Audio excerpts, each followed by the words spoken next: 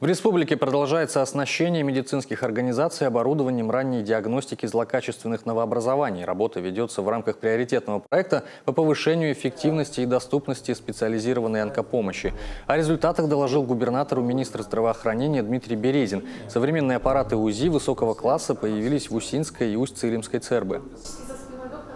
Мы видим выход в переоснащение данных центров. РСЦ – это региональный сосудистый центр, он у нас один в Сыктывкаре. И первично-сосудистое отделение – это отделение, которое открыто в Воркуте, в Винте мы открыли сейчас, в Усинске, в Бухте. Это те отделения, куда должны первично поступать все больные с инфарктами и инсультами. Они не должны лечиться в ЦРБ вообще. В первые сутки должны все поступить в эти сосудистые отделения. А они должны быть обязательно оснащены компьютерным томографом, УЗИ-аппаратом экспертного класса. Региональный сосудистый центр должен быть оснащен МРТ. Поэтому как раз вот это переоснащение мы здесь закладываем.